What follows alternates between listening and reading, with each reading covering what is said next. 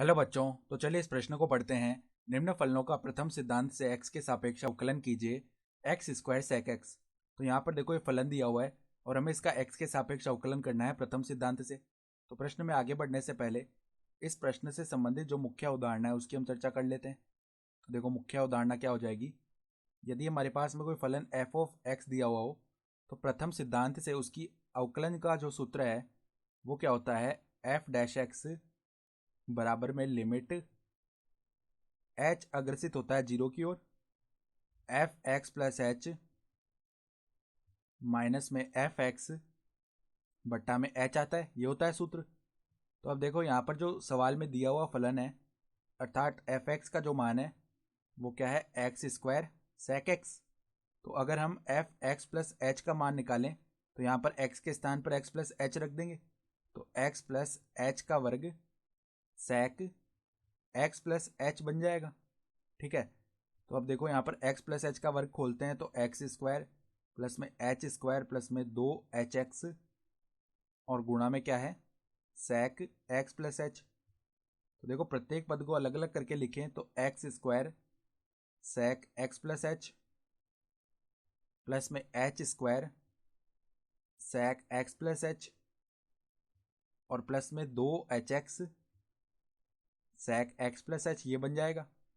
तो अब देखो जो अवकलन है अर्थात एफ डैश एक्स का जो मान है वो हम निकालते हैं। तो लिमिट h अग्रसित होगा जीरो की ओर, एफ एक्स प्लस एच का जो मान है वो हम रख लेते हैं x square sec x plus h plus में h square sec x plus h plus में 2hx sec x plus h और माइनस में एफ एक्स का जो मान है वो क्या है, एक्स स्क्वायर सेक एक्स है और इस पूरे के बट्टा में कितना है, h है।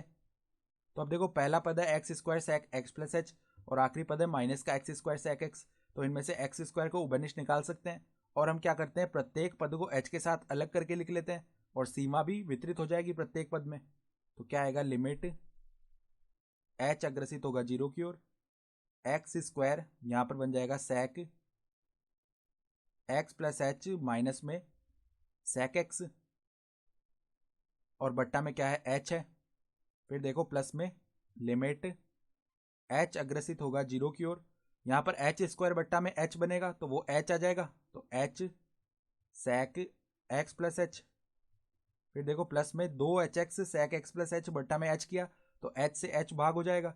तो लिमिट h अग्रसित होगा जीरो की ओर, 2x sec x plus h बन जाएगा। ठीक है। तो अब देखो यहाँ पर ब्रैकेट के अंदर लिखा हुआ है sec x plus h minus में सेक एक्स। तो सेक एक्स प्लस एच को तो हम एक बट्टा कॉस एक्स प्लस एच लिख सकते हैं और सेक एक्स को हम एक बट्टा कॉस एक्स लिख सकते हैं। तो देखो जो अवकलन है उसका मान क्या आ जाएगा, एफ डैश एक्स बराबर में लिमिट एच अग्रसित होगा जीरो की ओर, बाहर तो बन गया एक्स स्क्वायर बट्टा एच और यहाँ पर ब्रैकेट के अंदर एक बट्टा cos x plus h minus में एक बट्टा कॉस एक्स, ये बन जाएगा। ठीक है। फिर देखो प्लस में यहाँ पर h को जीरो की ओर अग्रसित करवाएंगे तो यहाँ पर h गुणा में लिखा हुआ सेक एक्स प्लस एच के, तो h को अगर जीरो रख दिया तो यहाँ पर ये पूरा पद ही जीरो बन गया। तो देखो प्लस में जीरो, प्लस में देखो यहाँ पर भी h को जीरो की ओर अग्रसित करवाया तो सेक के अंदर x प्लस एच लिखा हुआ है तो यहाँ पर h को जीरो लिख दिया तो सेक एक्स बच गया। तो 2x सेक एक्स। ठीक है। अब देखो यहाँ पर हम लैसा लेते हैं ब्रैकेट के अंदर तो क्या बनेगा, लिमिट h अग्रसित होगा जीरो की ओर, एक्स स्क्वायर बट्टा एच कॉस एक्स माइनस में कॉस एक्स प्लस एच बट्टा में कॉस एक्स प्लस एच गुणा में कॉस एक्स, ये बन जाएगा। और प्लस में क्या है, 2x सेक एक्स। तो देखो cos c minus cos d का एक सूत्र जानते हैं हम कि जब भी cos c minus cos d लिखा हुआ हो तो उसका मान कितना आता है, 2 साइन सी प्लस डी बट्टा में 2 साइन डी माइनस सी बट्टा में 2, ये होता है सूत्र। तो ये सूत्र यहाँ पर लगाते हैं हम तो एफ डैश एक्स का मान कितना आ जाएगा, लिमिट एच अग्रसित होगा जीरो की ओर, एक्स स्क्वायर बट्टा एच यहाँ पर क्या बनेगा, 2 साइन पहले दोनों को जोड़ लिया यानी सी प्लस डी, तो एक्स प्लस एच कितना हो जाएगा 2x प्लस एच और बट्टा में 2, तो 2x प्लस एच बट्टा में 2। फिर देखो गुणा में क्या आता है साइन डी माइनस सी, यानी एक्स प्लस एच माइनस में एक्स, तो ये कितना आ जाएगा एच आ जाएगा और बट्टा में 2, तो साइन एच बट्टा 2।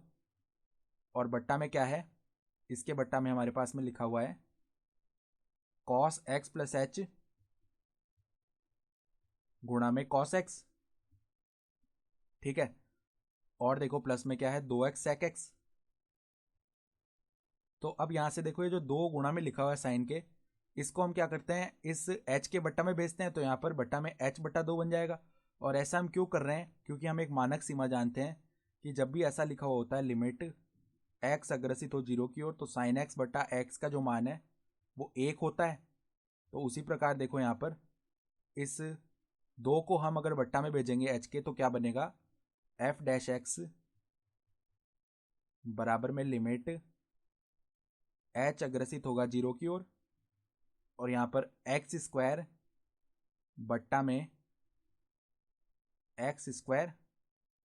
फिर देखो क्या लिखा हुआ है, 2 को तो नीचे भेज देंगे, तो साइन 2x प्लस एच बट्टा में 2, साइन